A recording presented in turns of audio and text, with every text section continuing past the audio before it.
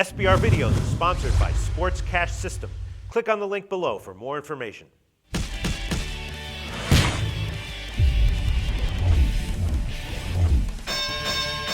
Hi, welcome to SBR Forum Videos. I'm Peter Loshak. This is part 2 of the Upstone versus the World show, the show we do every week with Doug Upstone. We talked to him about the articles that he writes for SBRforum.com covering the NFL. Right now we're looking ahead to NFL Week 15. We just got finished discussing his value plays of the week. Now we're going to hear the 3 games that he recommends we avoid altogether. Doug, thanks for being back with us.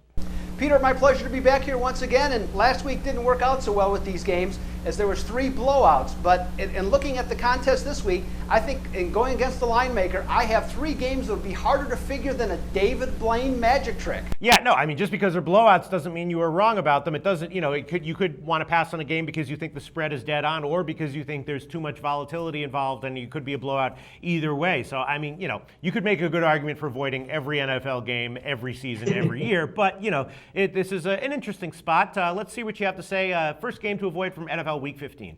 The first game that I have is the New York Jets versus Carolina.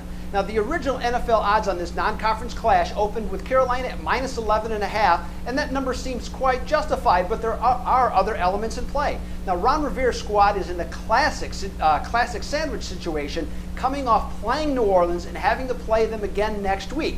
Carolina being focused is worthy of consideration this week. Also, I have found that home favorites of a touchdown or more are 6-13 against the spread the last 7 weeks. But then we have the Jets, who are 1-5 straight up and 2-4 against the spread in away games, losing by 17.5 points a game.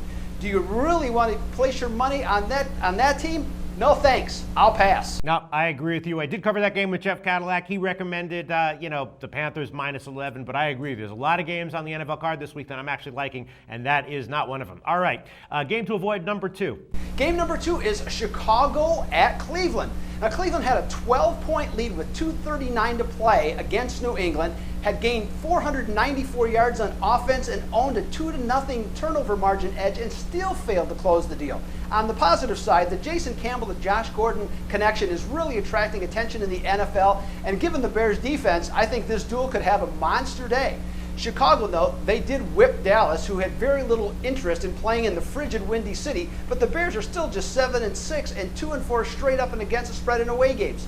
Yes, Chicago has more to play for, but doesn't every playoff contender? And every year, Peter, the scrap heap starts growing this time of year for those teams that have to win.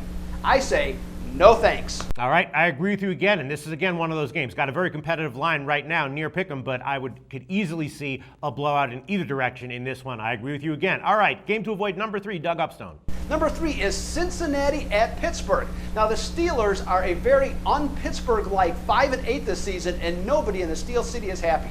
The sportsbooks made the Steelers a 3-point home underdog to Cincinnati, and the last time the Bengals were favored in Western Pennsylvania was 1989. Now, at 9-4, Cincinnati has the 3rd best point differential in the AFC, and a strong finish could take them to 12-4 and maybe even pass New England for the number 3 slot in the AFC. But 24 years between favorite roles is a really long time. And while Cincinnati is the better team for one day, especially at home in a division battle, Pittsburgh could win. I'm going to let this one slide. All right, yeah, I hear you, Doug. I actually bet the over on the opening line on that one. It was 40, so I thought that was a pretty good play. But and I did preview the game with Joe Duffy from OffshoreInsiders.com. He made a pretty compelling case for Pittsburgh +3. But yeah, I hear you. Cincinnati clearly the superior team. So I'm not sure I'd want to bet against them. I think you're right as far as the side is concerned. That it's a stay away game. All right, Doug. Thanks so much. Great insights once again, and we will talk to you again next week.